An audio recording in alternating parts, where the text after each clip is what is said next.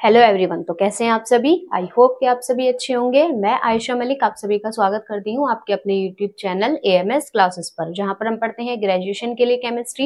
And आज की जो हमारी क्लास है वो है बीएससी फर्स्ट सेमेस्टर केमिस्ट्री की क्लास, जिसकी हमारी बुक चली है फंडामेंटल ऑफ केमिस्ट्री, जिसकी हमारी यूनिट 4 चल रही थी recapsulation of basics of organic chemistry. ठीक है, तो इसमें हमें ज्यादा कुछ नहीं पढ़ना, जल्दी हमारी ये यूनिट कंप्लीट हो जाएगी इंशाल्लाह। इसमें हमें क्या पढ़ना था, कल मैंने आपको हाइब्रिडाइजेशन की ट्रिक बता दी थी, निकलवा भी दी थी। आज हम इसमें अपनी वो छोटे छोटे शॉर्ट नोट्स पढ़ेंगे पहले तो, फिर उसके बाद हम बोन एनर्जी डिस्कस करेंगे इस वीडियो में।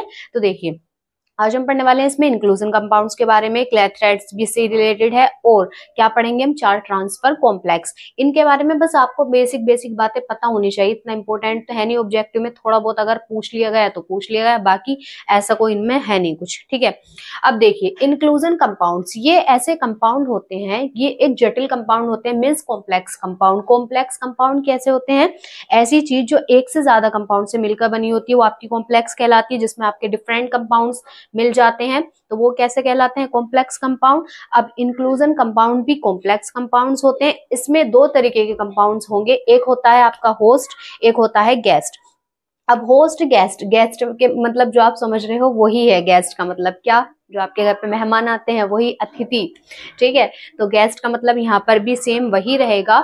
अब देखिए होस्ट और गेस्ट, होस्ट जो होता है उस पर आपके उस कंपाउंड्स के ऊपर थोड़ा सा कुछ ऐसी चीजें पाई जाती हैं, मीन्स ऐसे होल्स पाए जाएंगे, ऐसी कैविटी मीन्स गड्ढा पाया जाता है जिसमें आपका गेस्ट आकर ठहरता है, रुकता है। अब इसको आप ना एक एग्जांपल के साथ समझिए, डेली लाइफ एग्जांपल के साथ। जैसे होस्ट मीन्स हो गया आपका जैसे घर है, ठीक है, हमारा घर है। अब हमारे घर पे कोई मेहमान आ जाए तो अब हम क्या करेंगे, उसको, हमारे घर में बहुत सारे रूम्स भी हैं अवेलेबल, तो हम क्या करेंगे, एक रूम उसको दे देंगे कुछ टाइम के लिए, मीन्स उसे कुछ टाइम के लिए हम अपना रूम दे देंगे। लेकिन अब आपको पता है वो रूम में रह लेगा, एडजस्ट कर लेगा, हमारे रूम को कोई नुकसान देगा नहीं, गेस्ट है, हमने कुछ दिन के लिए उसको अपने रूम दे दिया, शेयर कर दिया।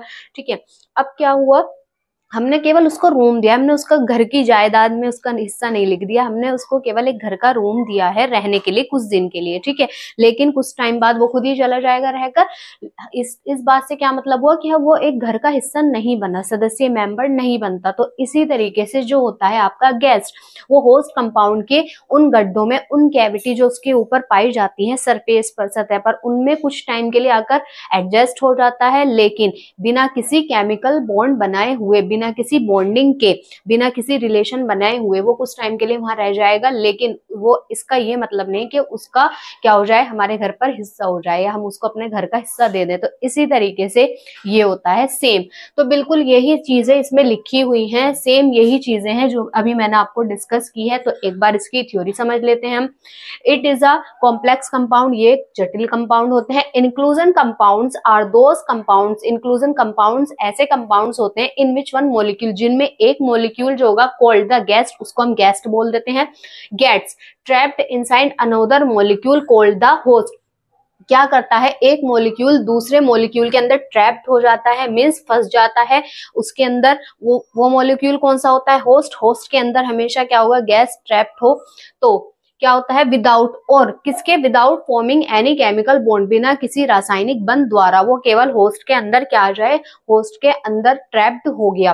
Both molecules are held together only by weak van der Waals force, ये दोनों मॉलिक्यूल आपस में एक दूसरे से जुड़े हुए होते हैं बस weak van der Waals force द्वारा। Weak van der Waals force का क्या मतलब है, वीक होता है ना आपका वैन डर वाल्स फोर्स, ये केवल एक इंटरेक्शन हो रही है, उनके बीच ऐसा कोई स्ट्रॉन्ग बॉन्ड नहीं बनता। ठीक है, अब यहाँ पर मैंने होस्ट और गेस्ट के बारे में भी थोड़ा सा लिख दिया है, वैसे तो मैंने आपको डेली लाइफ एग्जांपल देके अच्छे से क्लियर कर ही दिया था, लेकिन थोड़ी सी थ्योरी भी लिख दी है। The molecule that gets trapped inside this cavities when the guest molecule is completely enclosed. अब देखिए, सॉरी यहाँ से देखिए, host the molecule that has small cavities, holes और channel in its structure. Host क्या होता है, ऐसा मॉलिक्यूल होता है जिसमें छोटी छोटी कैविटीज पाई जाती हैं, मतलब छोटे गड्ढे पाए जाते हैं, होल्स होते हैं या फिर चैनल्स पाए जाते हैं इनकी स्ट्रक्चर में, संरचना में। ठीक है, गेस्ट क्या होगा, the molecule that gets trapped inside these cavities. Guest क्या होता है, जो किसी मोलिक्यूल की कैविटीज में आकर क्या हो जाए, ट्रैप्ड हो जाए, वो क्या कहलाता है, गैस्ट कहलाता है।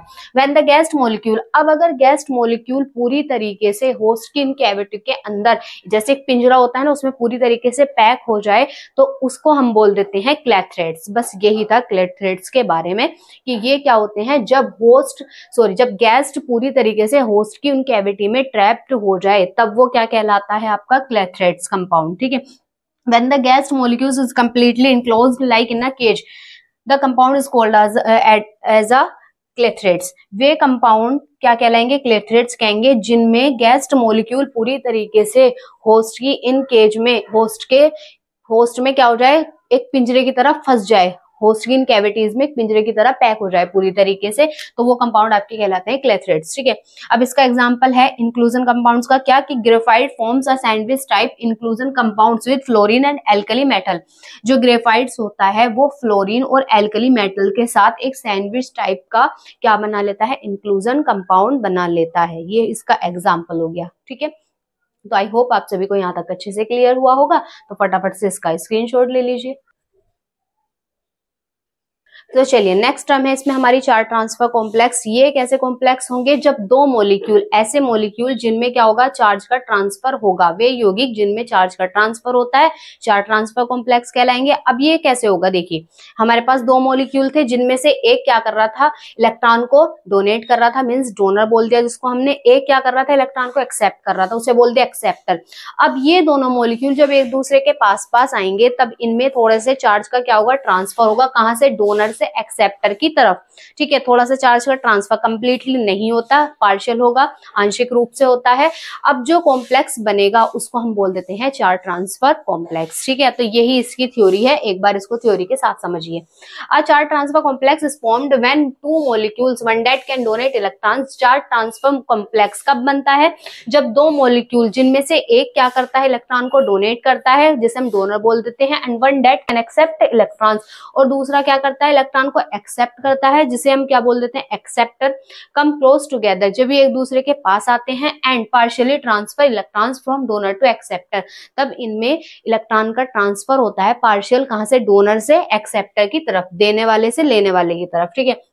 The transfer of electrons is not complete, only partial. इसमें इलेक्ट्रॉन का जो स्थानांतरण होता है वो पूरी तरीके से नहीं होता, केवल आंशिक रूप से होता है। The complex formed is called a charge transfer complex. ऐसे कॉम्प्लेक्स को हम क्या बोल देते हैं, charge transfer complex. These complexes usually show colour. ये कॉम्प्लेक्सेस हमेशा थोड़ा बहुत कलर शो करेंगे। क्यों करेंगे, क्योंकि इलेक्ट्रॉन की मूवमेंट हो रही है। अब जो इलेक्ट्रॉन की मूवमेंट होती है, आपको पता है इलेक्ट्रॉन की मूवमेंट होगी तो वो लाइट को एब्जॉर्ब करेगा, जिसकी वजह से कुछ ना कुछ इनका कलर हमें देखने को मिलेगा। These complexes usually show color because the electron move between donor and acceptor, क्योंकि इलेक्ट्रॉन की मूवमेंट हो रही है डोनर से एक्सेप्टर की तरफ, एब्जॉर्बिंग लाइट को एब्जॉर्ब करेगा वो। ठीक है। तो इसलिए कुछ ना कुछ उनका स्पेक्ट्रम कलर बनता है। ठीक है। तो आई होप आप सभी को यहाँ तक अच्छे से क्लियर हुआ हो। तो फटाफट से इसका स्क्रीनशॉट ले लीजिए।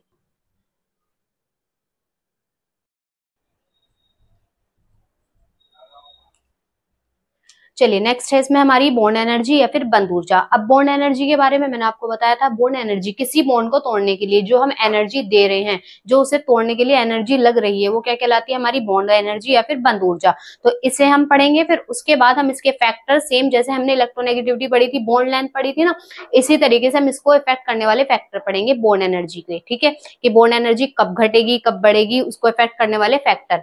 तो बॉन्ड एनर्जी की definition, bond energy can be defined as the average quantity of energy required to dissociate a bond. Bond को तोड़ने के लिए, बंद को तोड़ने के लिए जो एनर्जी की रिक्वायरमेंट हो रही है, एवरेज जितनी एनर्जी हमें देनी पड़ रही है, ये जितनी की हमें रिक्वायरमेंट है, वही क्या कहलाती है, bond energy. Real value of bond energy can not be measured. इसकी रियल वैल्यू हम मेजर नहीं कर सकते। इट्स यूनिट में भी, इसकी यूनिट जो होती है, इकाई कौन कौन सी हो सकती है, किलो जूल पर मोल, किलो कैलोरी पर मोल, या फिर इलेक्ट्रॉन वोल्ट पर मोल, ये इसकी क्या हो सकती है, यूनिट हो सकती है। ठीक। अब इस तरीके से जैसे हमारे पास है ये एग्जाम्पल, 3 एग्जाम्पल है हमारे पास। पहले एग्जाम्पल में कार्बन, सिंगल बॉन्ड कार्बन, इनकी बॉन्ड एनर्जी होती है 83 किलो जूल पर मोल। ठीक है।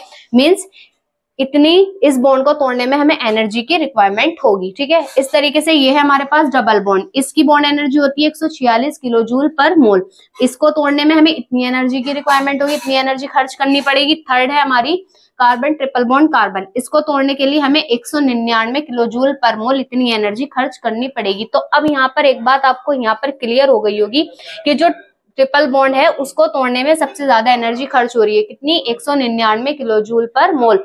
ठीक है, तो फैक्टर हमारा पहला यही है, मल्टीप्लिसिटी ऑफ बॉन्ड, बंदों की संख्या।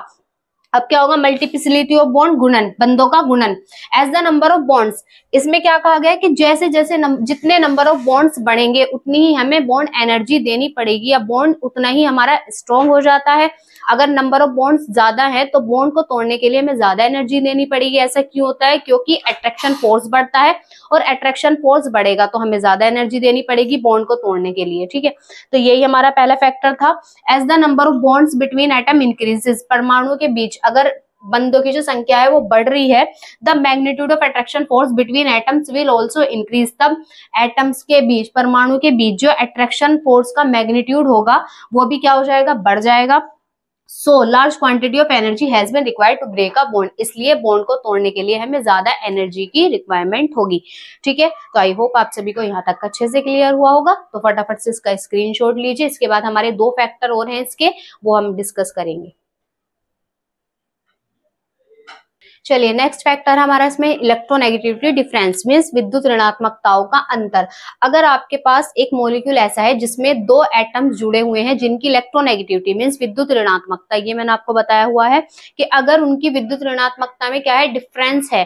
ठीक है, मतलब एक की विद्युत ऋणात्मकता ज्यादा है, एक की कम, तब इलेक्ट्रॉन ज्यादा वाले की तरफ जाएंगे तो उस पर नेगेटिव चार्ज आता है और उस दूसरे वाले पर पॉजिटिव। अगर ये दोनों के बीच बॉन्ड बन रहा है तो इसको बॉन्ड को तोड़ने के लिए ज्यादा एनर्जी की हमें रिक्वायरमेंट होती है, इसका मतलब बॉन्ड एनर्जी ज्यादा देनी पड़ेगी। ठीक है, तो जितना ज्यादा इलेक्ट्रोनेगेटिविटी में डिफरेंस होगा एटम्स के बीच, उतनी ही आपको बॉन्ड एनर्जी, उनके बीच बने हुए बॉन्ड को तोड़ने में ज्यादा एनर्जी देनी पड़ेगी। ठीक है, तो यही था हमारा second factor, electronegativity difference. As the electronegativity difference between atom increase, electronegativity का डिफरेंस जितना ज्यादा एटम के बीच बढ़ता है, the magnitude of attraction force between atoms will also increase, तब उनके बीच जो अट्रैक्शन फोर्स का मैग्नीट्यूड होता है मींस आकर्षण बल ज्यादा मजबूत होगा।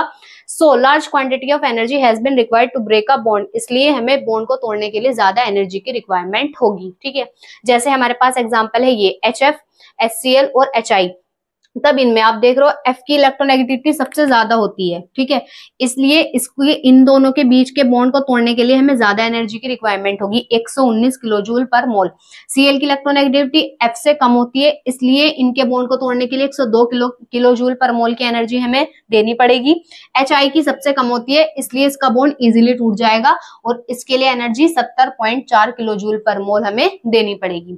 थर्ड फैक्टर है हाइब्रिड स्टेट, संकरण अवस्था। ये मैंने आपको बॉन्ड लेंथ में भी बताया था कि बॉन्ड लेंथ हमेशा ज्यादा तो होती है किसकी, सिंगल बॉन्ड की, फिर डबल बॉन्ड की और फिर ट्रिपल बॉन्ड की। ठीक, लेकिन यहाँ पर सेम हाइब्रिड स्टेट में क्या होगा, जैसे जैसे परसेंटेज ऑफ एस कैरेक्टर बढ़ेगा, कैरेक्टर का बढ़ना क्या बताता है कि एस ऑर्बिटल का कंट्रीब्यूशन ज्यादा हो रहा है, किसमें, बॉन्ड फॉर्मेशन में।